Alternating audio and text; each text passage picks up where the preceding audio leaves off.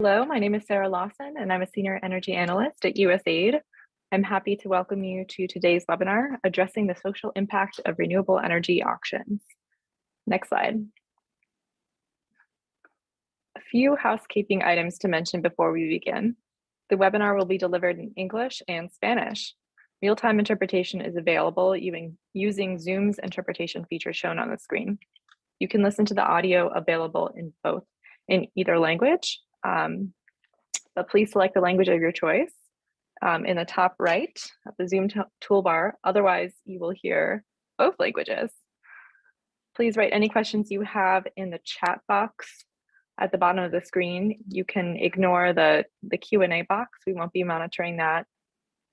Feel free to ask questions throughout the presentations and panel discussions, and we will address them during the panel discussions or directly in the chat box. And again, if you have any questions about interpretation or you have trouble, just make sure you can ask a question in the chat box. Renewable energy auctions are transparent and competitive frameworks for utilities to purchase new renewable energy generation, like solar and wind. Auctions are a powerful tool for scaling up renewable energy around the world.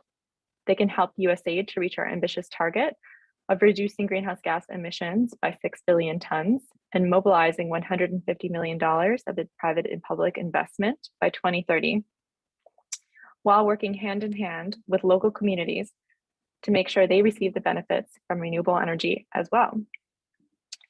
You can see a map of USAID's work supporting auctions here. We've supported auctions from Colombia and Mexico to India and Kazakhstan, as well as contributed to the IFC Scaling Solar Program in Sub-Saharan Africa. And we're currently supporting auctions in Serbia, Philippines, and a few other countries in Asia. The renewable energy plants that are currently online are reducing 30 million tons of greenhouse gas emissions annually. Next slide. So today we're going to have two panel discussions, and we have a great panel for you. But as part of the due diligence process, renewable energy bidders bidding into an auction should engage in meaningful consultation in order to fully understand the possible social impacts from renewable energy projects. This can both mitigate the risk of delay and financial losses, as well as lead to benefits for the community, such as creating new local jobs and increased awareness of renewable energy. So today we'll be talking about that topic and hearing real-world examples from our panel of all-female experts. Next slide. The panel will be moderated by Ana Amazo, Managing Consultant at Guidehouse and part of the Scaling Up Renewable Energy Project. Her panel includes Ana Sofia Tamborel, who is the Climate Justice Coordinator at ICM, covering climate transparency and just transitions. She recently implemented a USAID project focused on social inclusion in the renewable energy sector in Mexico. Holo Blokus is a principal with Synergy Global. She has worked over the past 10 years on social performance in the renewable energy sector with a focus on South Africa. Maria Paula Moreno is the leader of the Environmental and Social Affairs Office at the Ministry of Energy and Mines in Colombia. She is in charge of compliance with sustainability criteria in the mining and energy sector, promoting social dialogue and mainstreaming gender and human rights. Next slide. The USAID Renewable Energy Auctions Toolkit is an online resource to help policymakers design and implement successful energy auctions. It's a gateway to all of our useful resources on auctions, and I encourage you to visit the toolkit at usaid.gov/energy/auctions. This webinar will be recorded and available on the training section of the toolkit. And now I'll turn it over to Ana. Thank you. Thanks, Sarah. Next slide. Let's start with a brief recap of how an auction works. In essence, an auction is an allocation mechanism to competitively procure renewable energy. And by the way, I might also use the acronym RE for renewable energy throughout the presentation. But now let's take a look at the graph. On the left, you will see the tariff of the project, which will be determined in the auction. On the bottom right, the volume of the auction or the demand of the auctioning authority, which can be defined as capacity, energy, grid capacity, or specific RE project sites. In an auction, bidders offer to build projects for a certain price in response to the volume that the auctioneer defines. What happens is that qualified bids are ranked from lowest to highest priced and are awarded up to the point where our supply of projects meets demand, which in the graph is marked by the vertical red line. Next slide. An auction as a mechanism or a tool can be designed for the achievement of several policy objectives, such as lowering the price of electricity for consumers or a rapid scale up of RE. But we see also a trend beyond least price auctions, such as auctions that also promote social benefits of awarded projects. With social impacts, we refer broadly to changes to the individuals or communities close to renewable energy projects, and this can include impacts on the land and resource tenure rights, risks of temporary or permanent resettlement, and impacts on the economy, such as job creation in the value chain of RE, potential co-ownership of the project, and or benefit sharing between the producer and the local community. But why should we care about social impacts? In the graph, you see challenges that may arise at different stages of the project development process if we don't. For example, not involving local communities during project development might lead to bids that do not incorporate the cost of assessing and later managing social impacts of projects, or it might lead to local opposition to the project, both of which can lead to commissioning delays. Another example is at the time of the auction, when perhaps awarding the lowest price projects without considering bid quality can exacerbate social conflict around RE development. We'll discuss these and other social impacts of RE projects in our first panel. Next slide. Our panelists will make brief interventions and discuss a few of your questions if time allows. And the question is, what are challenges in addressing social impacts of RE projects in the countries these panelists have worked? We'll start with Holo, followed by Ana Sofia and Maria Paula. Holo, the floor is yours. Thank you so much. Hello, everyone. My name is Holo Blokus. I'm based in South Africa, and here I have been working on our Renewable Energy Independent Power Producer Procurement Program, REAP, how we call it. Since the program was launched really in 2011, I've held academic posts, but also have done my PhD. So I had a student capacity that involved me in the sector. But for the past 6 years or so, I've been working as a consultant, and I've studied project experiences, but also the industry's learning collectively. I had a chance to also look beyond South Africa over the past couple of years through, for example, studies for ARENA, where we looked into project experiences with gender equality, skills development, land acquisition, and other socioeconomic development considerations of large-scale wind and solar projects across sub-Saharan Africa, and also for a study for the IFC, where we documented industry experiences with community benefit sharing more globally. I'm based in South Africa, as I said, and REAP, our fairly famous auction program and its economic development scorecard are really key to my work here. The auction, which is very ambitious, and with the scorecard, drives the focus of the industry on community investments and also other national value creation. Our scorecard includes 7 elements, and 4 of those elements really require the industry to interact with local communities. Local communities are defined as settlements, residential settlements living or being located in a 50-kilometer radius around project sites. And that was the definition in early procurement rounds. And later rounds, it was expanded to include residential areas in a district municipal geography. So later rounds learned a bit, and where in the beginning, the definition wasn't aligned with any of the existing government administration boundaries, the later rounds then allowed the program to align with those, which had a profound practice shift for the industry in terms of how to engage with communities and how to conceptualize where community investments should drive benefit creation. Our projects in the early rounds were assessed to 70% against the price they offered for government, the price for electricity, and 30% against the economic development contributions they promised to make. As a sector, we are on a really steep learning curve of the past 10 years. And that learning curve involves not only industry members, but also participating and affected community members, of course.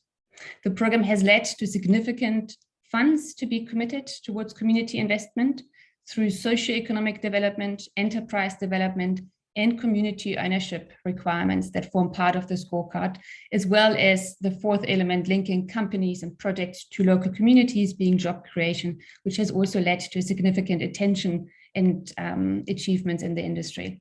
But of course, also there are challenges, and especially in the implementation of the requirements, where we are grappling with questions around, for example, what are appropriate or the most appropriate institutional arrangements for the effective governance of these funds. How do we appropriately monitor the requirements and the impact that is achieved through the industry investments? And also, how do we coordinate the investments, especially in areas where we do have so-called hotspots of renewable energy projects that are located in close proximity to one another, and where you can imagine those 50 km radius or district municipal areas being hosts to various projects at the same time. So our scorecard also does not address negative social impacts or risks, of course, and specifically during construction, those do occur, and we still need to work to better manage those. Our national debate is very concerned with the just transition and the just transition agenda, and how renewable energy can best be implemented to maximize its contribution to economic development and transformation, which we're hoping to achieve in the context of our transition.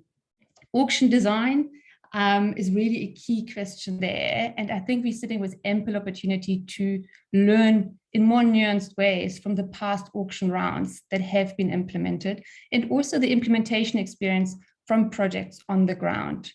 So I hope that as a country, we can still activate greater dialogue within the sector, but also with government about the learnings from the past 10 years in our program and what we know about how to tweak and adjust the requirements specifically to allow for greater developmental benefits for the country and communities. Thank you, Anna. Thank you, Holo. Ana Sofia, please, the floor is yours. Hi, thank you, Anna. My name is Ana Sofia Tamborrell. I'm speaking to you based in Mexico City, where we had the privilege of implementing a project called Communities and Renewable Energy, supported by USAID from 2017 to 2020. And since then, we've been implementing other projects in smaller scales. So our learnings come from like the large scale renewable energy project development, but now more recently also in smaller scale. Basically what the challenges that we have seen in Mexico is that the social dimension has not properly been introduced in the design and in the policy and in the development of renewable energy projects. And this has recently caused that renewable energy has been basically stigmatized as something that is absolutely non-beneficial for anyone, and that something that the government doesn't want to pursue necessarily, and something that is being sort of left behind and left in the past.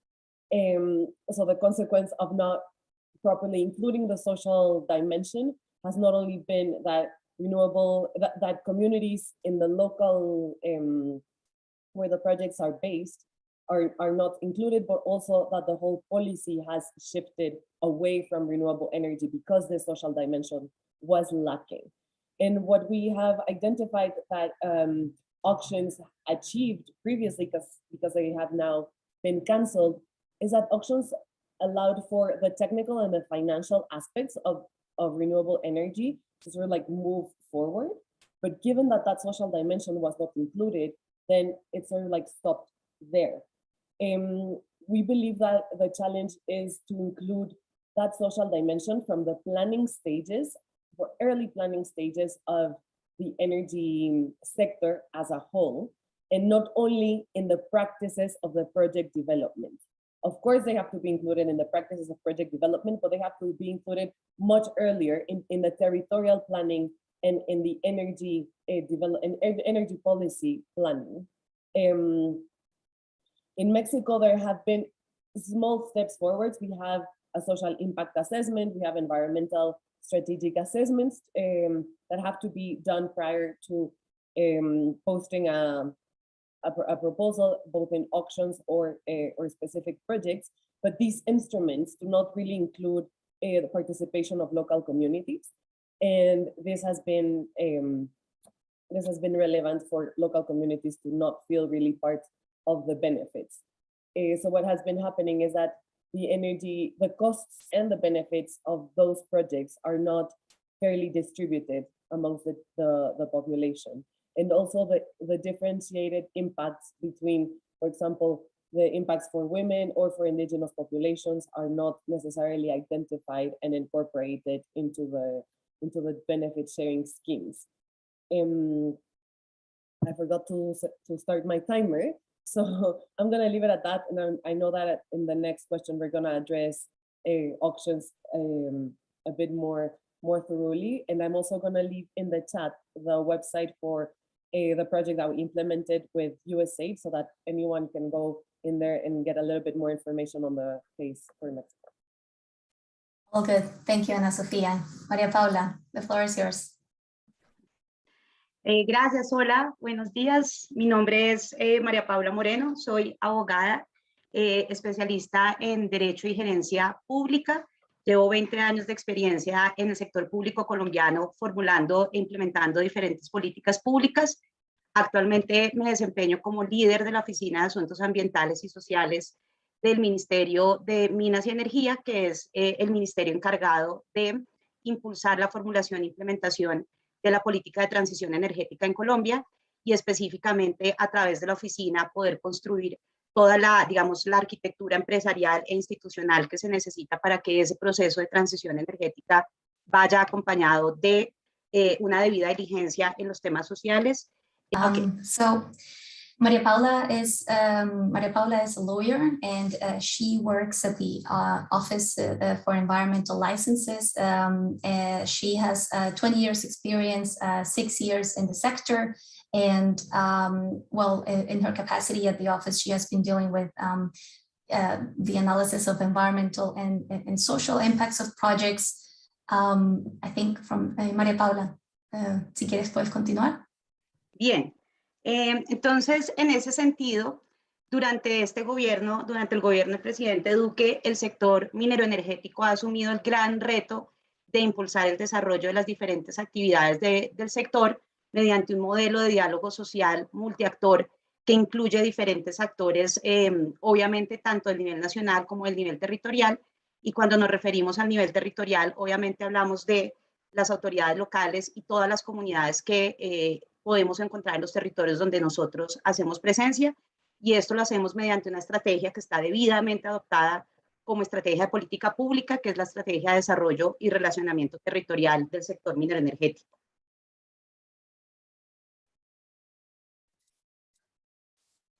During the current government and under María Paula's leadership, the sector wants to support the development the development of the sector by using a social dialogue model that involves several stakeholders at the national and at local level. And with local level, she means local authorities and communities. And actually, this strategy is a key public policy of the sector. Sí, María Paula. La estrategia asume, digamos, varios retos en un país que es pluricultural. Tenemos diferentes, digamos que primero etnias y segundo una enorme diversidad, tanto territorial como geográfica como comunitaria, y eso es un reto bastante importante porque para nosotros el enfoque de nuestros esfuerzos tiene que tener como una visión diferencial del territorio. Entonces en nuestro caso es bastante retador esa realidad social del territorio, sumado a obviamente unas condiciones todavía socioeconómicas retadoras para el país y específicamente para algunos territorios que todavía están en proceso de transformación social y económica, acumulando tal vez como unas deudas históricas que todavía tenemos por superar. Y eso implica que esta estrategia suma el reto de generar acciones de articulación con las entidades territoriales, generar procesos de diálogo incluyentes con las comunidades, entendiendo su diversidad, armonizar esas visiones de nuestro sector, del sector minero energético, con la visión de desarrollo particular que poseen los territorios, y adicionalmente lograr a través de varios mecanismos transformar los escenarios de conflictividad social. Esos son los retos de nuestra estrategia en términos generales. Challenge is the fact that Colombia is a pluricultural country with significant diversity in its territories and communities.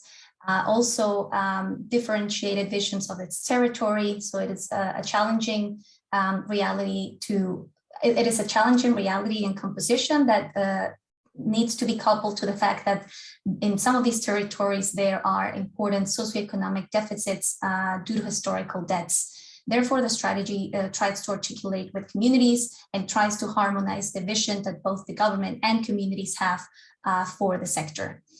Entonces, específicamente para el caso de las energías renovables o la inclusión de las energías renovables en nuestro país, queremos resaltar el caso de La Guajira, que en este caso pues es nuestro departamento icónico y es nuestro epicentro de transformación energética actualmente mediante la inclusión de las fuentes de energías renovables no convencionales.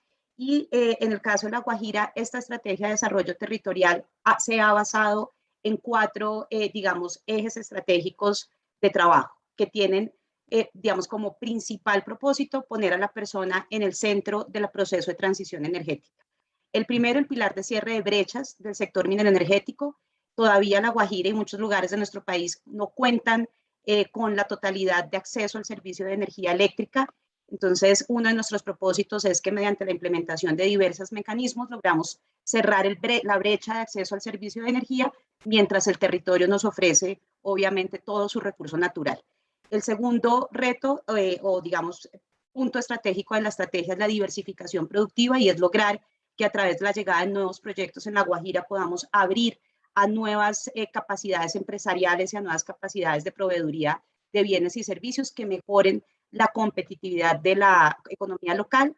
El pilar de diálogo social, que incluye la generación de confianza, transparencia, solución pacífica de conflictos, desarrollo local, empleo, fortalecimiento de capacidades locales y emprendimiento.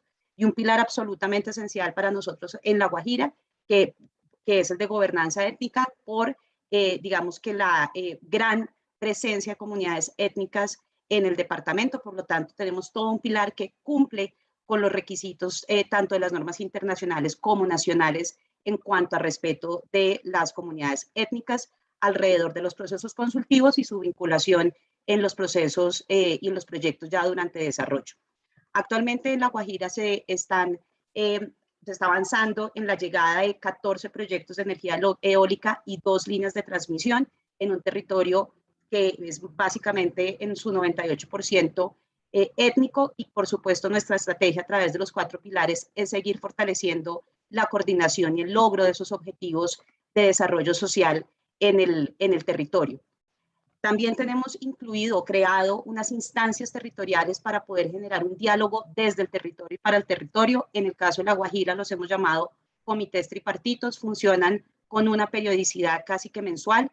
Ahí nos reunimos los diferentes actores, gobierno local, gobierno nacional, empresas, comunidades, y básicamente tenemos como función que esa sea la instancia de diálogo, de evaluación, de seguimiento de los retos territoriales para el desarrollo de los proyectos, del seguimiento y revisión de los procesos de consulta previa y acuerdos con las comunidades, articulación con empresas y autoridades locales para llevar a cabo cada uno de los pilares que nos hemos propuesto.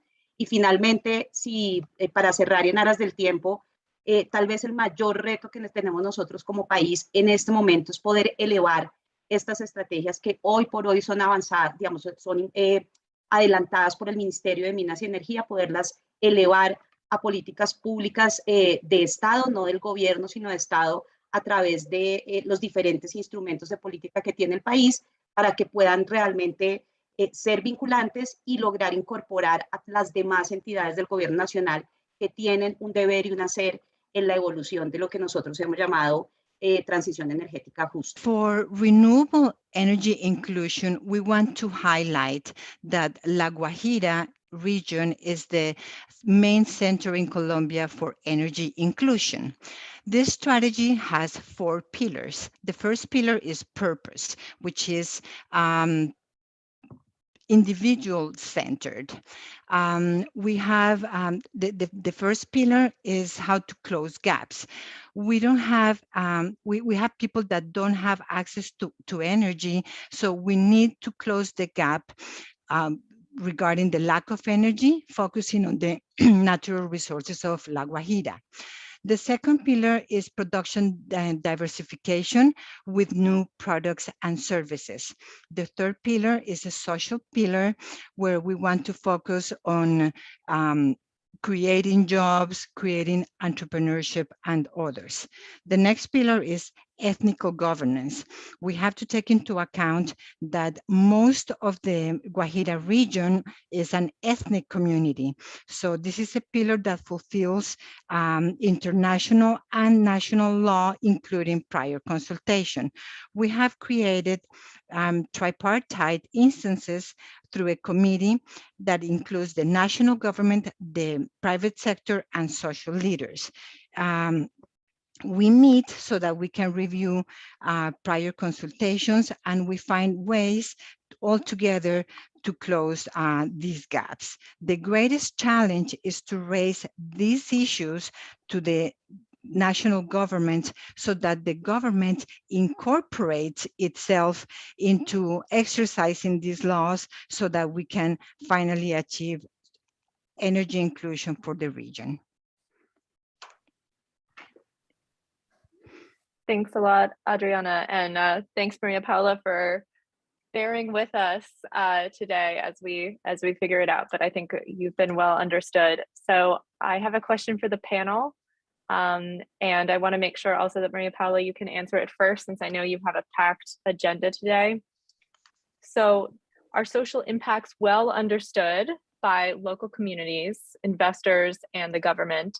Is getting common understanding challenging? So I will defer. Adriana, you might need to translate that question also, unless Maria Paula, you understood. And I can give you a minute to gather your thoughts. I know this is a big question, but it's probably the most important question of the panel.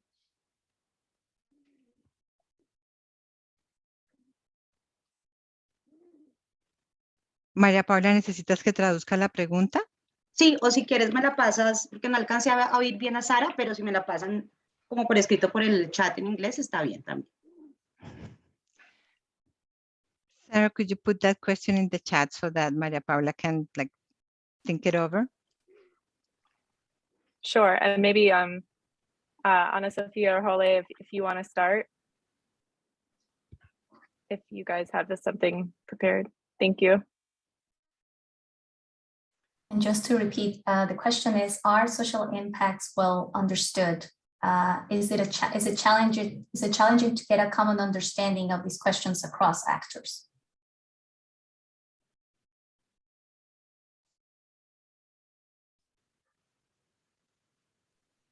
I can. Hello, sorry. Sorry, Anna, you go, I follow you. I'm just going to make a very short answer, and the answer is a challenging yes. Of course, it is very challenging to get the common understanding, because social impacts are not only the fact that a project is using a land, like an actual physical land, but also projects will have impacts in every aspect of the lives of local communities, and not only local communities, but also the communities that surround them.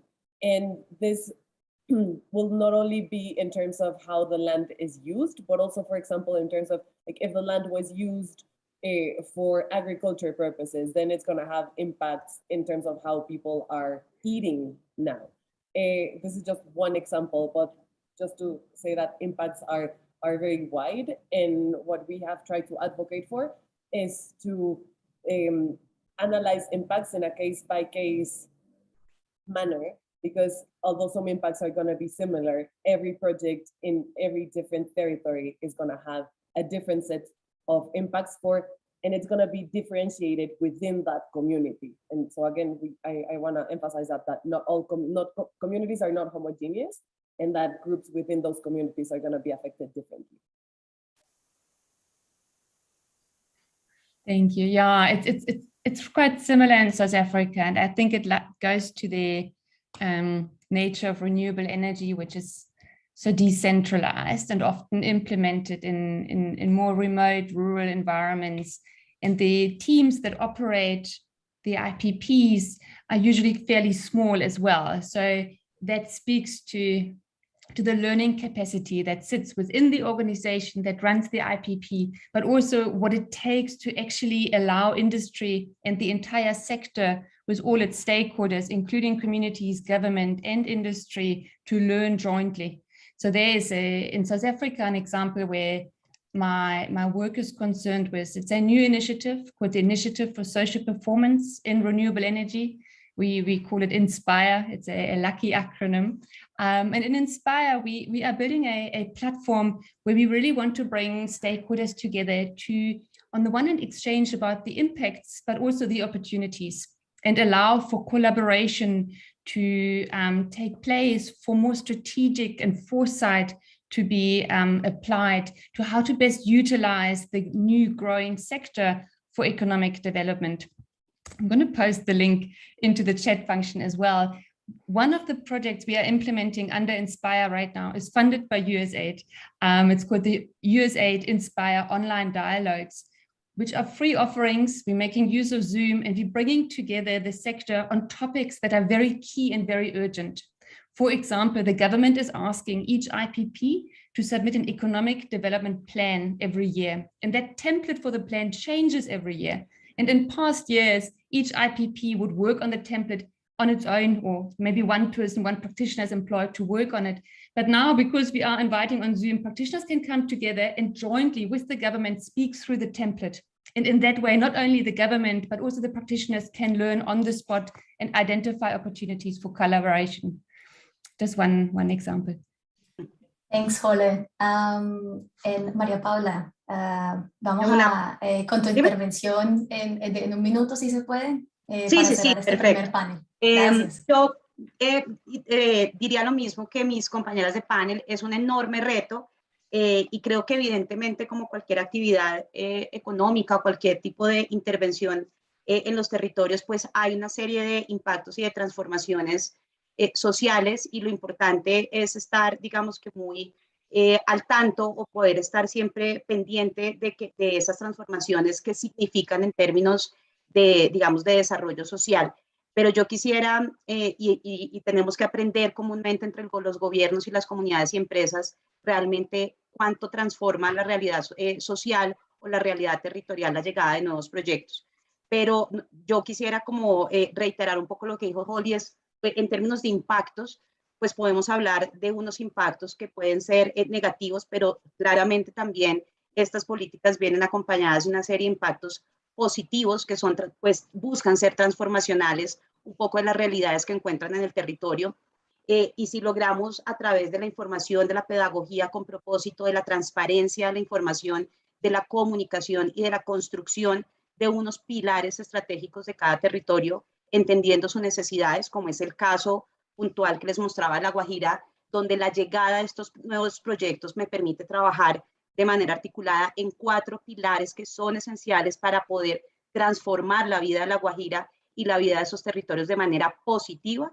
Evidentemente habremos logrado ese equilibrio que se necesita entre el desarrollo, pero que también, por supuesto, tiene en cuenta al ser humano que está inmerso dentro de las consecuencias que traiga ese desarrollo al territorio. Entonces, impactos sí, tenemos que estar monitoreando mediante diferentes fórmulas cuáles son esos impactos en la realidad del territorio, pero también los impactos, recordemos, son positivos y tenemos que trabajar mancomunadamente con los diferentes actores para que esos impactos positivos realmente puedan convertirse en realidades, en proyectos que transformen la vida de las personas que viven en los territorios donde llegan nuestros nuevos proyectos de fuentes no convencionales.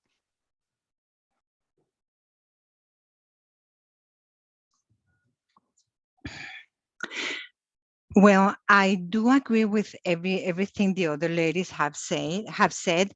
This is a great challenge.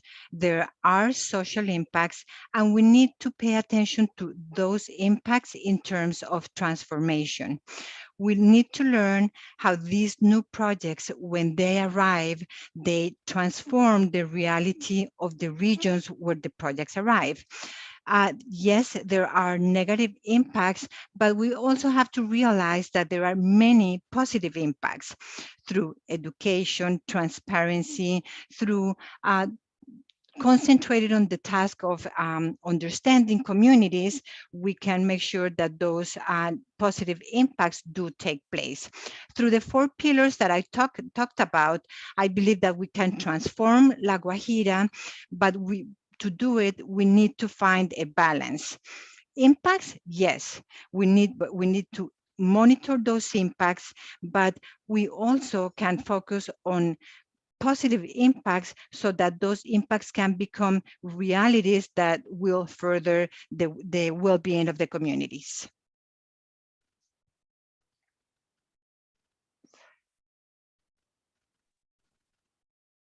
Well, thank you to the panelists. And well, with that, we conclude the diagnosis of challenges. And now we will talk about measures that can be part of an auction program. Next slide. We have roughly classified them between measures that are directly related to the auction and those that are let's say, outside of the auction or are part of a broader policy framework that supports the good functioning of these measures. Let's start with the measures that directly relate to the auction design. Next slide. These type of measures can target the timely commissioning of projects, which can be a challenge as we've seen, but also the encouragement of best value bids. Let's start with those measures that target the timely commissioning of awarding projects. Next slide.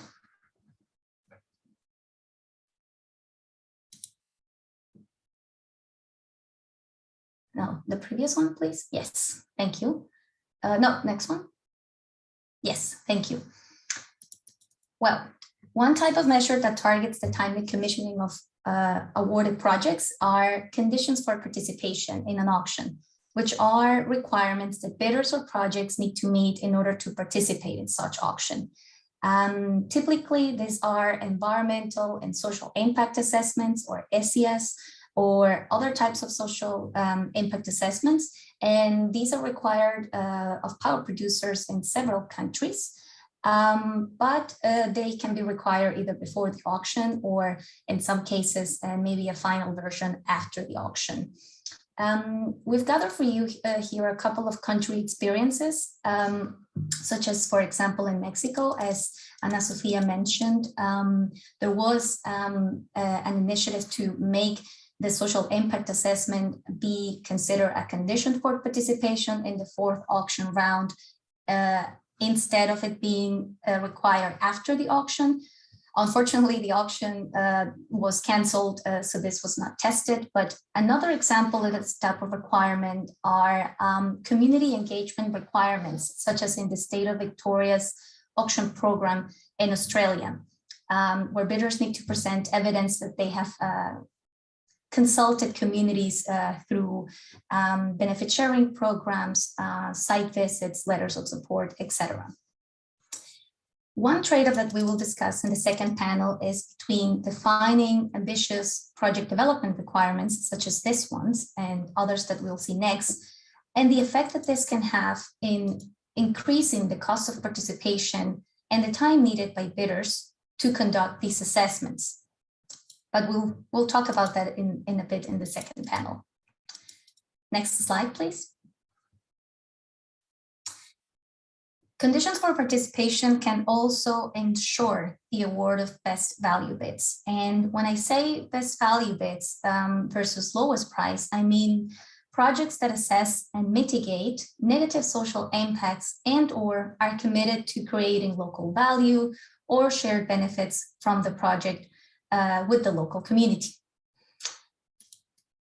We have a few examples. In Turkey, for instance, in their wind auction in 2017, bidders were required to ensure that 80% of engineers employed in the project would be Turkish nationals. In Ireland's 2020 auction, power producers were required to set up and contribute 0.2 US dollar cents per kilowatt hour to a community benefit fund. And this was also done in El Salvador in their 2014 auction, where producers were required to invest 3% of their revenue in social projects in adjacent communities. Next slide, please. As you can see, we distinguish when we talk about best value bids between those that ensure by defining requirements from those that encourage or incentivize best value bids. The key difference here is that encourage is not a hard condition, such as when you require it as a condition for participation. And we touch upon a few examples. So with a quota, the auctioneer fixes a share of the auction volume for projects with certain social impact attributes, or with a bonus, it applies a bonus to either the bid price to decrease it, or to the price paid to the producer, in both cases making the bid more competitive. An example of this is, for example, the community participation bonus of 0.1 US dollar cents per kilowatt hour, if the community participation represents at least 10% of the overall project financing, meaning both equity and debt. Another design element that is important has to do with the bid award criteria. And as Holo mentioned in her intervention in South Africa, this is, for example, defined as a split, 70-30 split between price and economic development criteria. I should note that that is one approach to encourage projects that have best value, but it is also possible to encourage these and still use a price-only award criterion by defining those attributes that you require of projects through your conditions of participation. Next slide, please. This has been a bit fast-paced, but I wanted to finish by mentioning that there are measures also outside of the auction. And it is important to talk about these for two reasons. First, they enhance the effectiveness of the design elements in the auction, and also because, well, addressing social impacts goes really beyond auction design and should include the broader policy framework and energy sector planning.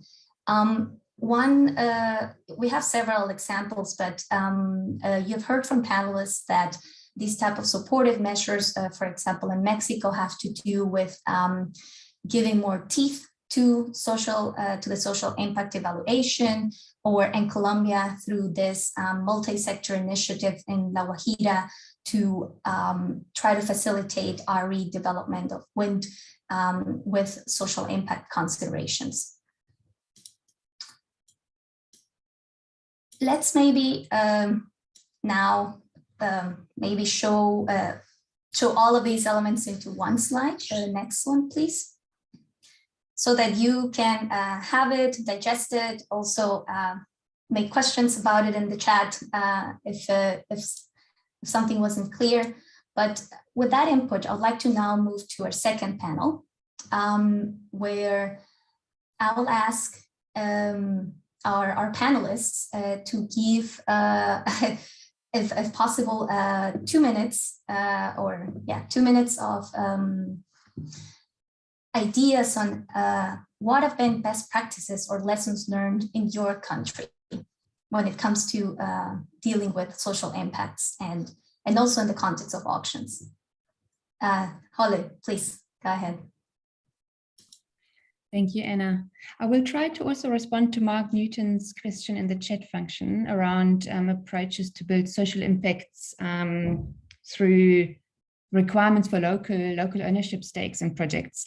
And it speaks to what I would like to stress, which is in South Africa, because of our economic development scorecard, we have seen an increasing resource allocation in renewable energy companies towards personnel, so human capital that can implement the requirements. In the very early years of the REAP program, the early IPPs in round 1 and round 2 didn't necessarily plan to have a dedicated staff member attending the implementation of community investments, let alone a dedicated team. But over the years, it became really obvious to the industry that implementing the compliance requirements, which in South Africa actually are linked to the risk of termination points. So if you don't comply with the community investments, eventually your contract could be cancelled. So you need to really put an effort in, not only to comply, but then also to implement those in a meaningful way so that local stakeholders find appreciation in the interaction and through the investments. You do require skills, expertise, and that requires human capital.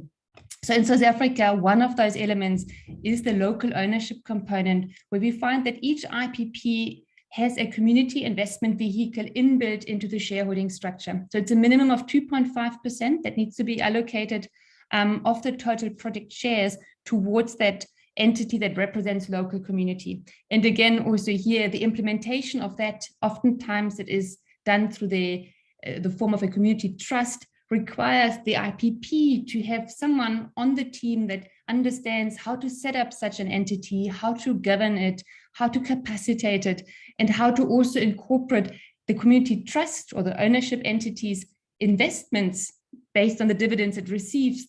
They usually invested then further into community development, how to incorporate those into the wider IPP's community investment portfolio as well. Just a snippet of an experience from South Africa. Very interesting, Holo.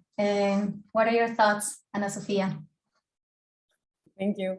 So I think the largest lesson that we've learned in Mexico is a bit of what I started mentioning earlier, is that if you don't include the social dimension in the early planning stages, both of the policy and of the project development, then a whole sector cannot thrive, right? And this is what we're seeing in Mexico as auctions have been canceled, and not only, the thing is, not only auctions have been canceled, but also the energy sector is not leading towards the sustainability that we would want to see in our energy sector, and the justice social approach that we would want to see in our energy sector. Because also something that I would want to mention is that the challenges that I mentioned earlier and that we've been discussing are not exclusive of renewable energies, although we have been in line of thinking about how to make renewable energy more socially inclusive. But now in Mexico, we're having to take a step back and also speak about how fossil fuels are not socially inclusive.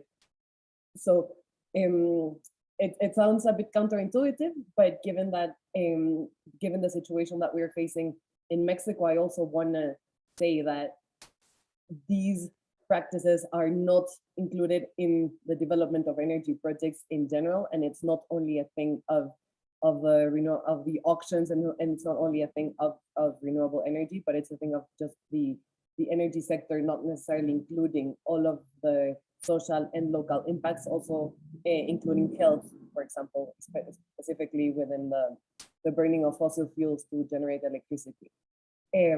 So sorry, I wanted to take a few seconds to mention that. But in terms of, I'm sorry, we don't have a lot of good practices to share, but something that is very important that you touched upon in the Mexican case is the sort of like the sequencing of when comes each of the instruments, each of the policy instruments, and each of the practices. And what we found is that, for example, the social impacts team is not, as a bit of what Holly was mentioning, it's not influential in the decision-making process within companies, and it's also not influential within the decision in the permits side, and it's introduced very late in the process. So one thing that we learned is that all of the social impact instruments have to be developed earlier, and cannot be like a closed thought, like you don't just write it, submit it, and get done with it. It has to be a document with different stages throughout the development of projects. Also, there has to be some flexibility in terms of what investors bid for, and there has to be some flexibility, because what we saw is that companies are legally like strained into maintaining certain commitments submitted in the auction. But then as the project is developing, different things have to be considered. For example, maybe you cannot put like 10 wind turbines that you had previously sort of like mapped, because there is I don't know, like a local cemetery which you cannot put a turbine there, just to mention one case or one example. But then the company is already tied to that specific amount of power generation, so that if we could have, like, if companies would have a little bit more flexibility in terms of what they bid for, so that then during the project development phases, they can have flexibility and adapt to the local conditions and the local situation. I think that would go a long way in terms of having successful energy projects that are really inclusive of the local realities. Leave it at that.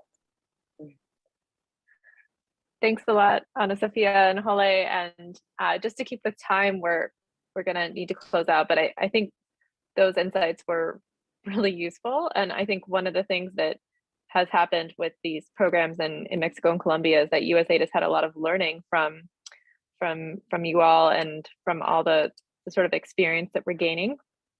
I did want to mention, since Maria Paula didn't have time to mention, that USAID is working closely with the Colombian government on a job training program in Guajira for the local indigenous community there, in the hopes of, it's a green energy workforce training program. So in the hopes of finding future employment in the green energy sector. And then in Mexico, as Ana Sofia was saying, USAID worked on social inclusion programs in Mexico, and you can find out more about both those projects in our Mexico and Colombia case studies that we have in our auctions toolkit, as well as the paper that Ana Amazo referred to, which we were walking through kind of some of the key learnings of the paper and how we can apply this into other countries where we're working, specifically to look really early on at planning for reducing social impacts and for making sure communities are part of the benefit sharing that we've been talking about today. So thanks again, everyone, for joining. And sorry we had to cram a lot into that 1 hour, but please, if you can, please fill out a survey, and you can check out the recording on our webinar. I think there was something else I was supposed to say.